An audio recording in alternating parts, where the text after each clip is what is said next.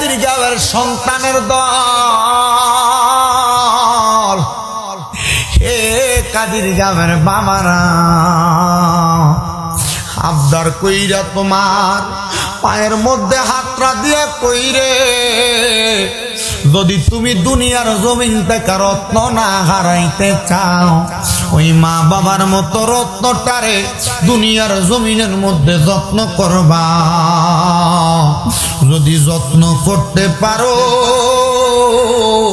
আমার আল্লাহ তোমারে ভালোবাসবো, আমার রসুল তোমারে ভালোবাসবো। আল্লাহ রসুল যারে ভালোবাসবো তার দুনিয়াতে কোনো ভয় নাই, আখিরাতে কোনো ভয় নাই। আমি জানি না পর্দার অন্তরালে কত মাইয়ারা ওই আব্বা আম্মার জন্য কান্দে। অনেকে চিন্তা করে, হুজুর আমি বাড়িতে গেলে সবার মুখ দেখি, কিন্তু আমি আমার আব্বা আম্মার মুখ দেখি না। সন্তান আবদার জানাই আপনার কাছে, শোনেন ছোট্ট একটা ওয়াকিয়া কারগুজারি ঘটনা আপনাদেরকে শোনাই। বাংলাদেশের নারায়ণগঞ্জের বুইগড় একটা এলাকা, ওই এলাকায় একটা মা জননী একটা খবর আমার কাছে পৌঁছাইছে, হুজুর আমি বড় কষ্ট করে আমার মাটারে মানুষ করছি, আমার সন্তানটারে মানুষ করছি। হুজুর আমার স্বামী আমার সন্তানের বয়স যখন 2 মাস, অন্য একটা মহিলারে বিয়া কইরা আমার স্বামী আমারে ছাইরা দিয়া চলে গেছে। হুজুর এই ছেলেটার মুখটার দিকে তাকায়া আমি মা কোনদিন আর বিয়া বসি নাই। আমি প্রথম মানুষের বাড়িতে বাড়িতে কাম কইরা আমার সন্তানটারে আমি বড় করছি। হুজুর আমার সন্তান যখন প্রাপ্তবয়স্ক হয়ে গেছে, সন্তানটারে স্কুলে ভর্তি করাইয়া আমি মা কোম্পানিতে চাকরি কইরা আমার সন্তানটারে আমি বড় বানাইছি। হুজুর গো, ও হুজুর আমার সন্তান 22 বছর বয়স হওয়ার পর আমার ছেলে আমারে কয়, মা আর আমার পড়ালেখা করতে ভালো লাগে না। আমার ছেলেটা একটা কোম্পানির মধ্যে চাকরি নিছে। হুজুর ওই ছেলে কোম্পানিতে চাকরি নিয়া একটা মেয়ের সাথে সম্পর্ক করে বিয়া করে ফেলছে। আমি মা জানি না। একদিন রাত্রবেলা আমার ছেলে আমার পাটির মধ্যে ধরে কয়, মা আপনি তো আমার বড় কষ্ট করে মানুষ করছে, আমি তো আপনার না জানি একটা কাম করে পালাইছি। মা মা ডাক দিয়া কয়, সন্তান কি করছো আমি মার কাছে বলো। মা কয়, এ সন্তান আমি মার কাছে কত অন্যায়, আমার কাছে অন্যায় না, কারণ তোর দিকে তাকে আমি আমার জীবন যৌবন সব নষ্ট করছি।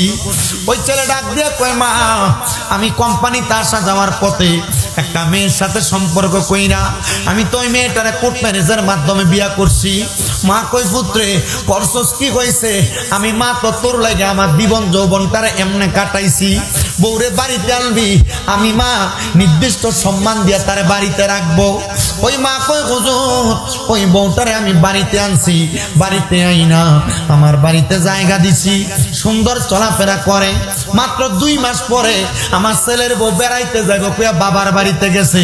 7 দিন 15 দিন আমার ছেলের বউ বাড়িতে আসে না। ছেলে বাড়িতে আসে, তারা আমি জিগাইলাম, কিরে বৌমা কেন আসে না? ডাক দিয়া কয়, মা আপনার ছেলের বউ, আপনার বৌমা বলছে আর কোনোদিন বাড়িতে আসবে না। এ মা উনি বলছে উনি নাকি ওই জায়গায় থাকবে, আর আমি যেন এই বাড়িতে না আসি। আমারে বলছে যদি এই বাড়িতে আসি তাইলে আমার নামে নারী নির্যাতনের মামলা দিয়ে আমার আটকে রাখবো। আসলে কথা সত্য, অনেক ছেলেরা বিবাহ করার পরে এমন দুষ্ট নারীদের কারণে তারা পরিবারের কাছে জিম্মি থাকে। অনেক পরিবারের ছেলে আছে, বউটা যদি ভালো না হয়, এই জন্য আমার কোস্তাদি কইছে বিয়া করার পর কারোর সংসার জান্নাত, আবার কারোর সংসার জাহান্নাম। আমি গেলাম, হুজুর কারণ কি? যদি ঘরের বউটা যদি খারাপ হয় তাহলে সংসারটারে পুরো জাহান্নাম বানাইছে, আর যদি ঘরের বউটা যদি ভালো হয় তাহলে জান্নাতের যে শান্তি, ওই শান্তির একটা মজাই পরিবারে পাওয়া যায়। আমার কাজীর গাঁয়ের বাবা, এ কাজীর গাঁয়ের পর্দার অন্তরালের মা, এ কাজীর গাঁয়ের শ্বশুর শাশুড়িরা, এ ছেলের বউরা, একটু মনোযোগ লাগে শোনো। ওই মা কই হুজুর এবার আমার ছেলে আমার কাছে আসে না। হুজুর 2-3 মাস হয়ে যায় আমার ছেলে আর বাড়িতেও আমারে দেখতে আসে না। ছেলে চইলা গেছে, হঠাৎ একদিন বাজারে আমার সাথে দেখা, আমি তারে ডাক দিলাম আমার সঙ্গে কথা বলবে, এমন টাইমে তার বউ পেছনের দিকে ফিরা তার দিকে চোখটা ঘোরানি দেওয়ার সাথে সাথে আমার বুঝে আমার লগে কথা না কইয়া আমার কাছ থেকে বিদায় হয়ে গেছে। হুজুর আসরের পরবর্তী সময়ে এই ঘটনা, এশারের সময় আমার বুঝে বাড়িতে আমি মার পায়ের মধ্যে দৌড়া দৌড়া কান্দে, আমারে কয় পুত্রে, আমারে কয় মা আমি আপনার দিকে চাইতে পারছি না কেন জানেননি? আমার বউ কইছে আমি যদি আপনার সাথে যোগাযোগ রাখি আমি পুত্রে নাকি মামলা দিয়া জেল কাটাইবো। মা ডাক দিয়া কই হুজুর আপনি একটু দোয়া করেন আমার পুত্রের লাইগা। আমি জানি আমার পুত্র এরকম না, কিন্তু আমার পুতে মামলারে ডরায়া আমার পুতে আমি মা বাবার মার কাছ থেকে দূরে। আমি আমার পুতের কাছে কামাই চাইতে চাইছি না, আমি আমার পুতের কাছে তার কামাই টাকা চাইছি না, ভাত কাপড় চাইছি না। আমি কইছি পুত্রে তুই আমার বউটারে যা কোস আমি মা কইছি, আমি মা কামাই কইরা যা পামু এটার অর্ধেক আমি তুই ফুতের এবং তোর বউরে দিয়া দিমু। আমি মার মনের ভিতরে একটা আশা, আমি মা সকালবেলা ঘুম থেকে উঠটা তুই ফুতের মুখটা একবার দেখতাম। আমি মা একটাই আশা, সন্ধ্যাবেলা ঘুমানোর আগে আমি তুই ফুতের মুখটা দেখতাম। হে বাবা মনে রাখবারে, সব মা বাবা সন্তানের কাছে টাকা চায় না, সব মা বাবা সন্তানের কাছে সম্পদ চায় না, সব মা বাবা সন্তানের কাছে খানা দেয় না, চায় না। মা বাপ শুধু চায় সন্তানের চেহারাটা দেখা দেখা মা বাবার মনটা শান্তি করতে। হে বাবা, হে বাবা, হে বাবা, আপনারা বলেন আচ্ছা যে মাটা নিজের কামাই টাকাটা পর্যন্ত ফুতের লেগা কোরবান করে দিত চায়, এই মাটা কি খারাপ পা হইতে পারে? যে মাটা শুধু কইছে পুত্রে তোর কাছে কিছু চাই না, শুধু সকাল একবার তোর মুখটা আর সন্ধ্যা একবার তোর মুখটা দেখতাম চাই, আপনারা কন্তে মাটা খারাপ? খারাপ না, খারাপ না, খারাপ না। আপনার মা বাপ আপনার কাছে মাঝে মাঝে বিভিন্ন বিষয় নিয়ে প্রশ্ন করে, আপনার বিভিন্ন বিষয় নাক গলায়, আর আপনি দমক দিয়া কন তোমরা বোঝো না, কে বহেরেন দমক দিয়া। মা বাপ বুঝে না, আপনি কইতেছেন মা বাপ বুঝে না, এটা কইয়া দমক দিয়া মা বাপটার ভয় রাখলেন। আপনি মনে করছেন আপনি বাচ্চা যাবেন গা, এরারে দমক দিয়ে বহাইয়া এরার মনে কষ্ট দিয়া কোটি টাকা কামাই করবেন, কোটি টাকা কামাই করবেন, আল্লাহর কসম শান্তি পাইতেন না। এরার মনে কষ্ট দিয়া লাখ লাখ টাকা কামাই করবেন, শান্তি পাবেন না। আমি এখনো আমার টাকা পয়সার হিসাব আমি আমার মতো করে করি না, ফালাইয়া রাখি। আমার আম্মার কাছে বলা আছে আমার বাপের যেমনে লাগবে এমনি খরচ করে। কেন জানেন? কারণ জিগান অনেক পোলাপানের আব্বা আম্মা নাই, এরা চোখের সামনে অনেক মুরব্বীরা দোকানে বসে চা খায়, এই ফুতের কাছে টাকা আছে পকেট ভর্তি, কিন্তু বাপরে 100টা টাকা দিবে হাত খরচের জন্য ক্ষমতা নাই। ওই আব্বা কবরে। জিগান অনেক ফুতের মা বাপ তারা কষ্ট করে মানুষ করছে, সিরা কাপড় মা পরছে, ফুতের স্কুলে যাইতে কাপড় রাস্তাটার থেকে খুললে 10 টাকা দিয়ে দিছে, 5 টাকা দিয়ে দিছে, কিন্তু ওই ফুতের মা আজকে কবরে, বাপ আজকে কবরে। ওই মারে 500 টাকা দিয়ে কিনে একটা কাপড় কিনে পরাইতে পারে না, টাকার কিন্তু অভাব নেই। কি লাভ এই টাকা দিয়া? যদি আমার টাকা পয়সা দিয়ে আমি আমার মা বাপরে শান্তি না দিতাম পারি, কি লাভ এই টাকা পয়সা? সবার কাছে আমার আবদার, সবার কাছে আমার আবদার, দুনিয়াতে যদি বড় হইতেন চান আম্মা আব্বার কাছে নত হইয়েন, আম্মা আব্বার কাছে ছোট হইয়েন, আম্মা আব্বার কাছে মাপ চাইয়েন। আজকের এই কাজির গাঁয়ের মাহফিল কবুল হইব কি হইতো না, এটার গ্যারান্টি কেউ দিবে কিনা আমি জানি না। তবে আমি একটা গ্যারান্টি দিতাম, কিতা জানেন? আগামীকালকে যদি দেখেন কোন দাড়ি পাকা মুরব্বী বাবা কাজির গাঁয়ের চা দোকানে বইয়া কইছে, হ্যাঁ শামিমরাদ একটা ফোলাই ওয়াজ করে গেছিল, তার কথা শুইনা আমার ফুতে রাত্রবেলা বাড়িতে যাইয়া আমার পায়ে ধইরা মাপ চাইছে, মনে করবেন মাহফিল কবুল হয়ে গেছে। আমি জানি না কেউ গ্যারান্টি দিবনি, আমি একটা গ্যারান্টি দিয়ে গেলাম, কোন মা যদি শুনেন এই বাড়ির মা ওই বাড়ির মহিলারে কইছে, হ্যাঁ আমার ফুতে কালকার ওয়াজ শুইনা বাড়িতে আমি মার ফাউডি ধরে মাপ চাইছি। অনেকে চিন্তা করে, হুজুর আমি তো কোনোদিন অন্যায় করছি না, আমিও কি মাপ চাইতাম? আমি কম হ্যাঁ চাই। আম্মা আব্বার পায়ে ধরলে দাম কমে না, আম্মা আব্বার পায়ে ধরলে সন্তানের ইজ্জত কমে না। আম্মা আব্বার পায়ের কাছে যেই ফুটে ছোট হইতে পারে সারা দুনিয়ার কাছে আল্লাহ তার বড় বানাই। আপনারা দোয়ায় কুমিল্লা আমার 6টা মাদ্রাসা, কয়টা? 6টা মাদ্রাসার ভিতরে 1100 উপরে ছাত্রছাত্রী আছে। এই সম্মান আমার না, তো এই ইজ্জত আমার না, এটা আমার মা বাপের দোয়ার বরকত।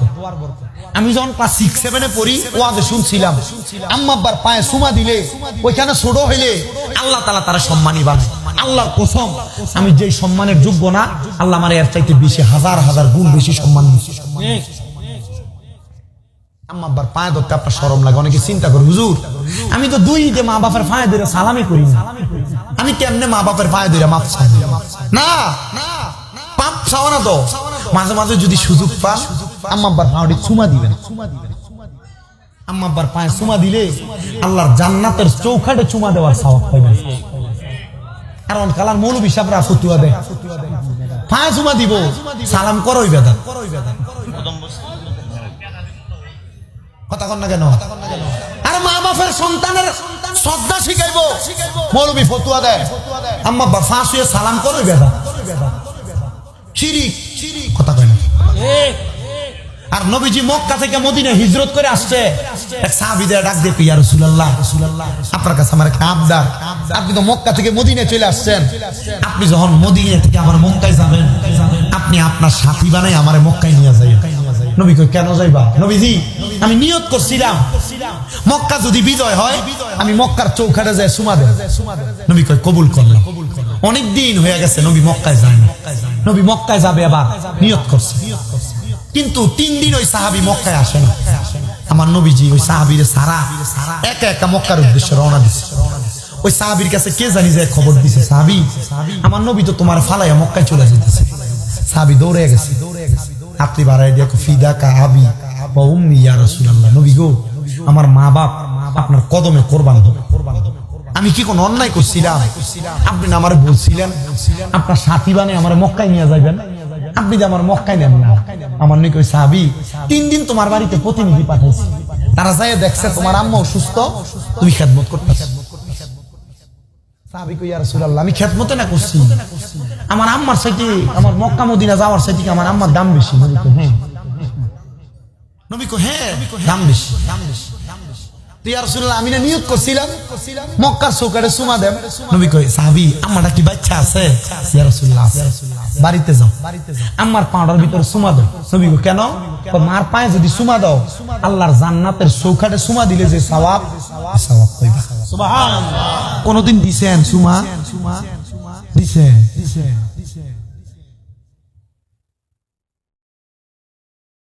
বুড়ো হয়ে গেছে, সামনাটি বইতে গেছে, কালো হয়ে গেছে, এমনি হইছে না তো। ওই যে ক্ষেতের ভিতরে রোয়া রইছে, আব্বা উত্তি উত্তি হাঁটে লাঠি পট দিয়া খেতে আলির ভিতর লাগাইছে, পুরো একখানি খেত আব্বা একা একা রইছে, সামনে ফুতের খাবারের লাগিয়া। কিন্তু এখন আব্বার মাথাটা বেয়া হয়ে গেছে, আব্বা যে কষ্ট করে আইতে মাথা থেকে ওই মাথা দিয়ে কাম করে আইছে, এখন আব্বা রাত্রবেলা মা মা করে কোয়ায় চিল্লা, আবার ফাউডিত ব্যথা করে, আবার ফাউডিত এমনি হাসারে, এমনি হচ্ছে না। আপনি ফুতের শরীরে রক্ত দিয়ে বস্তুটি বানাই দিছে, এ আব্বার নিজের রক্তটি ফানি করে আপনার রক্তটি বানাইছে। আপনি আব্বার ধমক দেন, এ আব্বা কোনো কথা বলে আপনি ভাবতাম না, ওইটা হি মা বাপ। সন্তানের দল, আপনাদের কাছে আমার আবদার থাকবো, যদি মনে করেন জীবনে কোনো কিছু করবেন আগে আব্বা আম্মারে খুশি করবেন, এরপরে আপনার সব কাজ, আগে এরারে খুশি করবেন সব কাজ। এই কাজিরগাঁওয়ের সুন্নি যুব ছাত্র সমাজের উদ্যোগে 9তম মাহফিল না এই মাহফিল যদি 100 বছরও করে, আর যদি আপনি আপনার মা বাপের কথারে ডিনাই করেন, অবহেলা করেন, কোনো লাভ হতো না। আপনার কাছে আমার আবদার, আপনাদের পায়ে ধরে বইলা দিয়া গেল, জীবনে উন্নতি করতেন চান, এই কামটা কইরে নো। বহুত বাপ মা রাত্রে বালিশে মাথা লাগে, চোখের পানি ছেড়া দেয়, কান্দে। ফুতে আমার ইনি দমকটা দিচ্ছে, ফুতে আমার ইনি বাদ দেয় না, ফুতি দি বউ কি জানি কইছে, আইয়া আমার দমক দিয়া লাইছে। ফুত তুমি কাম শেষ করে বাড়িতে আইছ, বউ তোমার কিতা জানি কইছে, তুমি যে মা বাবার দমক দিয়া লাইলা। আল্লাহর কসম কইরা কই, আল্লাহর কসম কইরা কই, এই ফুট জীবনে মানুষ হইতো না। হইব হইব হইব।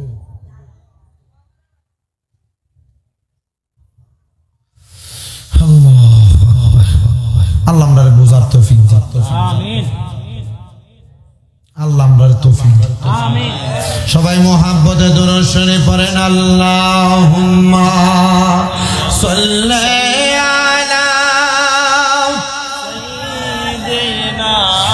মাওলানা মুহাম্মদ ওয়ালা আলি সাইয়্যিদিনা মাওলানা তেরে নসলে পাক মে হে বচ্চা বচ্চা নূর কা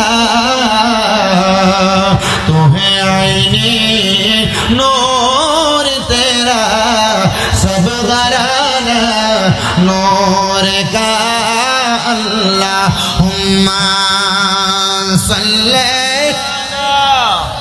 सय्यिदना मौलाना মুহাম্মদ ওয়াসি। ইয়ামেনে যাওয়ার পথে আমি ইয়ামেনের একটা গুরুস্থানের সামনে দিয়া যাইতেছি, আমি আব্দুল্লাহ মারুফ রুজাফি হঠাৎ করে দেখতেছি ওই কবরের সামনে দিয়ে যাওয়ার সময় একটা কবরের ভিতরে থেকে কান্নার আওয়াজ আমার কানে আসতেছে। সুবহানাল্লাহ নি জোরে কোন নাউজুবিল্লাহ। আব্দুল্লাহ মারুফ রুজাফি একটা ডাক দিয়া কয়, জগতের মানুষ রে, আমি ওই কবরের সামনে দিয়া যখন হাইটা যাই, আমি আমার কানের মধ্যে কান্নার গুনগুন গুনগুন আওয়াজ শুনছি। ওই কান্নার আওয়াজটা শুই না আমি আব্দুল্লাহ মারুফ রুজাফি ওই কবরের সামনে দাঁড়াইছি। আমি কত কবরের দিকে তাকাইলাম, আমি আমার পলবের চোখটা দিয়া কবরের দিকে নজর করার চেষ্টা করলাম, কিন্তু কবরের দিক থেকে কোনো কিছু আমি দেখতে পাই না। হাইরে হঠাৎ কইরা আমি চিন্তা করলাম 2 রাকাত নামাজ আমি পড়ি, নফল নামাজ পড়িরা আমি আমার আল্লাহ তাআলার কাছে দোয়া করব, আল্লাহ যেন এই কান্নার আওয়াজ কই থেকে আসে আমার কাছে জানায়া দেয়, আমার কাছে বুঝায়া দেয়।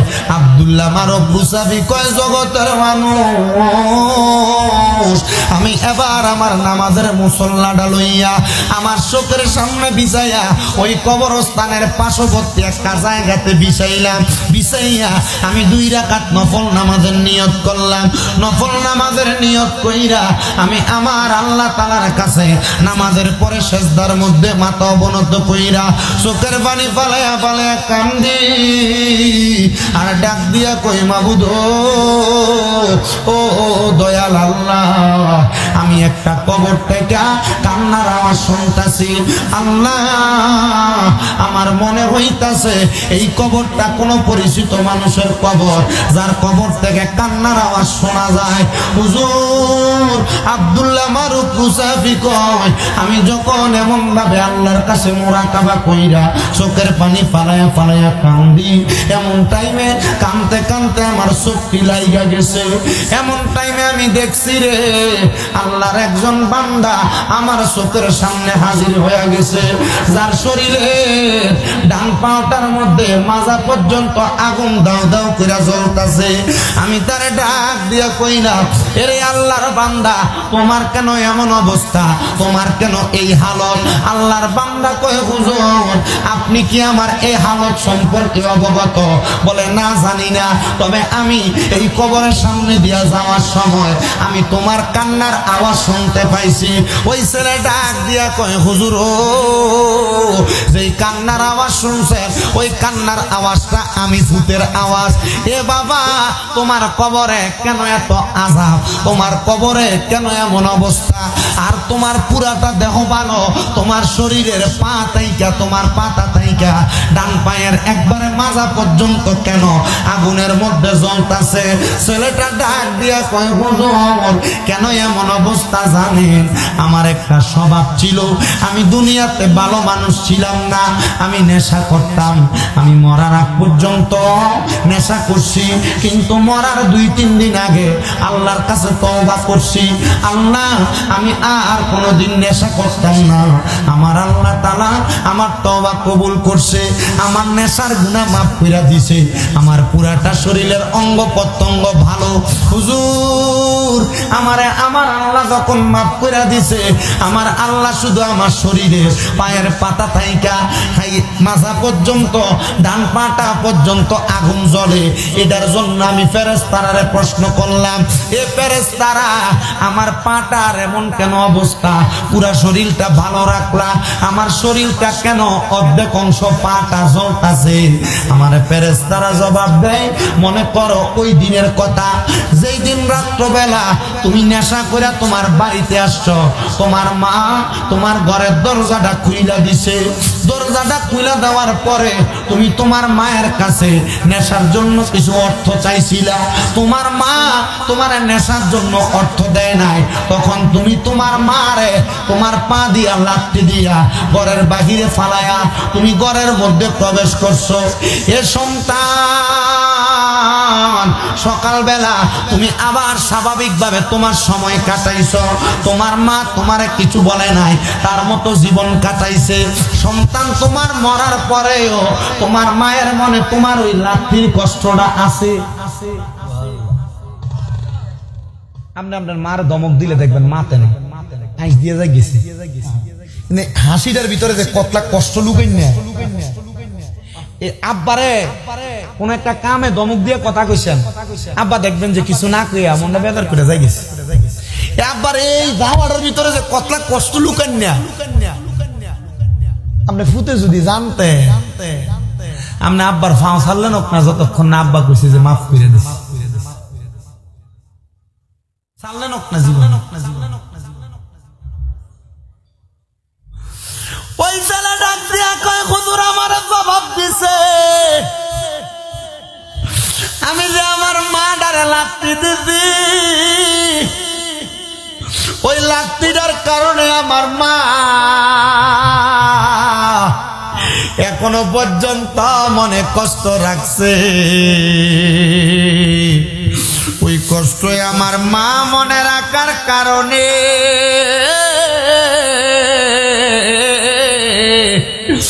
আমার আল্লাহ আমার পুরা জীবনের গুনাহ মাফ করছে, কিন্তু আমার মা ওই লাথিটার কারণে আমার এই ডান অংশটারে আমার আল্লাহ মাফ করে নাই। আগুনের মধ্যে জ্বালাইতাছে, আগুনের মধ্যে পুরাইতাছে।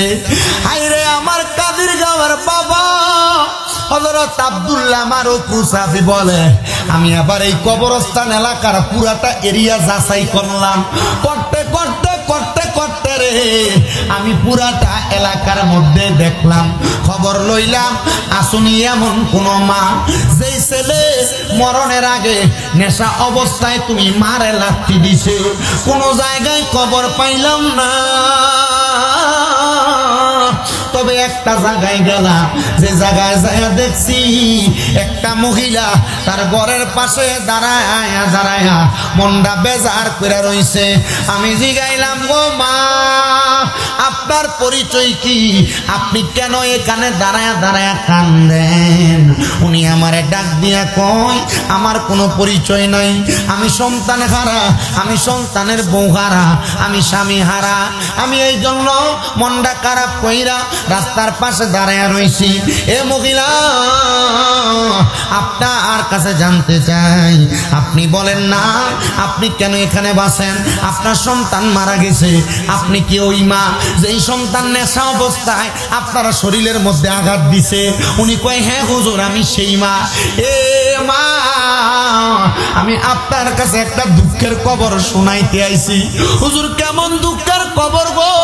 বলে, দুঃখের খবর হইল আপনার পা সন্তান যে আপনার নেশা অবস্থায় লাঠি মারছিল, আমার আল্লাহ তাআলা আপনার সন্তানটারে শরীরে যেই পাওটা দিয়ে আপনারে লাঠি মারছে, ওই পাওটার মধ্যে এখনো জাহান্নামের আগুন জ্বালাইতাছে। হুজুর ডাক দিয়া কই, ওই মাটারে আমি দেখছি, সাথে সাথে আমার আল্লাহর কাছে হাতটা তুলে দিছে, আল্লাহ আমার সন্তানটারে তুমি মাফ করো। আমি কইছি, মা মন থেকে আপনি আপনার ফুতেরে মাফ করে দেন। মা কয়, হুজুর আল্লাহর কসম, আমি আমার সন্তান কবরে কষ্ট পাক আমি চাই না। আমি দোয়া করছি হুজুর, আমার আল্লাহ যেন আমার সন্তান তারা মাফ করে দেয়। হুজুর কয়, আমি বাড়িতে যাইয়া গভীর রজনীতে তাহাজ্জুদের নামাজ পড়িয়া আল্লাহর কাছে কান্না করি, আর ওই সন্তানটা কবরে কেমন আছে অবস্থাটা জানতে চেষ্টা করি। আমি চোখের পানি পাড়ায়া পাড়ায়া কান্দি, আর আমার আল্লাহর কাছে ফরিয়াদ জানাই, মাবুদ মাবুদ, ও দয়াল আল্লাহ, যে সন্তানটার কবরের মধ্যে এই পায়ে এমন বাজে অবস্থা, ওই সন্তানটা কবরে কোন হালতে কোন অবস্থায় আছে? উনি ডাক দিয়া কয়, ও জগতের মানুষ, আমি যখন মুরাকাবা করলাম তাহাজ্জুদের নামাজের পরে, আমি তাকে দেখলাম একটা সুন্দর সুরতলা একটা মানুষ আমার সামনে। আমি জিগাইলাম, কে আপনি? আপনার পরিচয় কি? উনি আমারে ডাক দিয়া কয়, আমার পরিচয় হইল যেই ছেলেটারে আপনি দেখছেন শরীরে আগুন জ্বলতাছে, আমি হইলাম সেই ছেলে। বলে, তোমার পায়ের আগুন গেল কই? হুজুর, আমার মা আমি ফুতের জন্য মনটা খুলে দোয়া করছে, আমার মায়ের দোয়াটার বরকতে আমার আল্লাহ আমি সন্তানের এই আযাবটা মাফ করে দিছে। ও কাদির গাঁয়ের মা বাপ, ফুতে অন্যায় করে মাঝে মাঝে, আল্লাহর রাস্তায় মনে কষ্ট নিয়েন না। ফুদ্দ আপনি না জন্ম দিচ্ছেন, একটু বদদোয়া না দিয়া ফুতেরে বুঝে কইলেন, বদদোয়া দিয়েন না, কারণ তার জীবনটা শেষ হয়ে যাবে একবার। একটা তীর যদি ধনুকের ভিতরে টান দিয়ে দইরা যে বেটা মারবো এবার সাইরা দেয়, আচ্ছা এই তীরটারে কি টান দিয়ে আবার আনন্দ যায়? আপনার যখন বদদোয়াটা দেন, এই বদদোয়াটার ফিরে আনন্দ জানো? মা বাবা যখন বদদোয়াটা দেয়, তীরটা ছুটতে গেলে যে একবার জাগা আর আনন্দ যায় না, বন্দুকের গুলি করে দিলে গুলি যখন ফিরে আনন্দ যায় না, এই মা বাবার বদদোয়াটার ফিরে আনন্দ যায় না। আপনার কাছে আমার আবদার, আল্লাহর রাস্তায় আবদার, যেহেতু আমার এই সাবজেক্টটা দিছে, এই সাবজেক্টের উপরে কথাটা বইলা দিয়ে গেলাম। এই আম্মা আব্বাটারে এমন ভাবে সম্মান আর ইজ্জত করবেন যেন আপনার আম্মা আব্বা আপনার প্রতি রাজি এবং খুশি হইয়া আপনার দুনিয়া আখেরাত সব জায়গায় আপনার জন্য বুলন্দ কইরা দেয়। আমিন কইলেন না জোরে? আর জোরে কোন আমিন। দুই নাম্বার, আমার সময় আছে আর মাত্র 1 মিনিট। এই 1 মিনিট সময় আপনার না চলবে না, 10টা যাস 10টায় হুজুর গর্তে নিয়ে আসেন। 10 মিনিট, এটা আর 15 মিনিট আগে আপনার কইছে। কয় মিনিট আগে কইছে? জন 9টা 43 বাজে তখন কইয়া গেছে। ঠিক আছে কথা? জান লই নিয়ে আসুন, শুনেন এবার, আসবে হুজুর আসতেছে। 2 নাম্বার আমার বস হুজুর একটু পর্দার ব্যাপারে কথা বললেন। এই নামাজ ফরজ ইবাদত না? কথা দি কয় না, ফরজ ইবাদত না? আল্লাহ কয়, ওয়াকারনা ফি বুয়ুতিকুন্না ওয়ালা তাবাররাজনা তাবাররুজাল জাহিলিয়াতিল উলা। তোমরা তোমাদের নারীদেরকে জাহিলিয়া যুগের মহিলাদের মতো বের হতে দিও। আর আমরা জাহিলিয়া যুগের মহিলা দূরের কথা, জাহিলিয়া যুগের মহিলা তো বাইরেই তো, আমরা আপনার মাইয়ার যে জির যে রাস্তা ছেড়ে দিই, তাই চুলডি একবার সারাও কথা দি কয় না। আবার আমরা মায়েরা কিন্তু আমরা ছেলের বউরা, আমরা নিজের বউরা কিন্তু বোরকা পরে, কিন্তু এবারে উলঙ্গ থাকলে যা দেওয়া দেয় তো বোরকা পরলে এখন তাই দেওয়া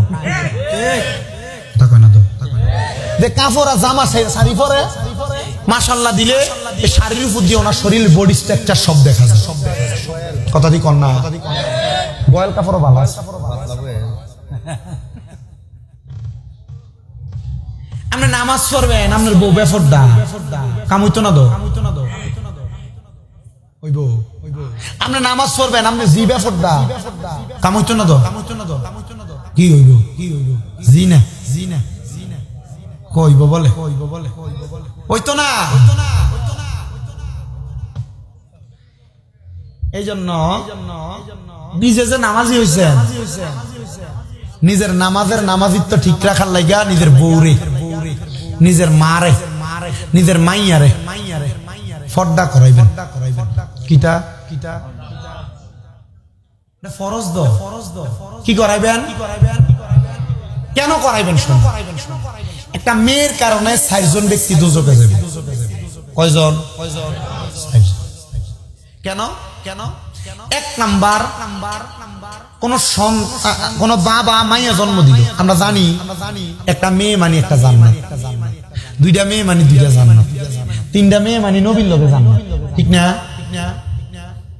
কিন্তু কোন আব্বা মাইয়া জন্ম দেওয়ার ওই মাইয়াটারে বেপরদা ছেড়ে দিল আব্বা মাইয়াটারে জান্নাতি সূরাতে পরিচালনা করলো না তাহলে ওই আব্বার মাইয়া বেপরদা হওয়ার কারণে দায়ী হইল ওই মাইয়া যখন দোজখে যাইব তারে জিগাইব তুই ফর্দা করলা না কেন তখন মাইয়া কইব আমার আব্বা আমারে ফর্দা করতে কয় নাই তখন কইব মাইয়ার বাপটারে ডাকবো তখন মাইয়ার বাপটারে মাইয়ার কথা অনুযায়ী দোজখে দিব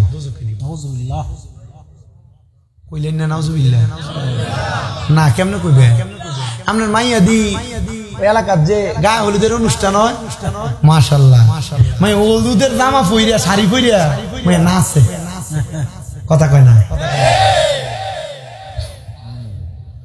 ঠিক কি না হুজুর আরে তারা তো মোটামুটি মনে করেন যে হুজুর তিনজন বইয়া রইছে তারা ওয়াজ করলে তো 3 ঘন্টা এমনি ওয়াজ করবে আমি উদা কই আর কেমন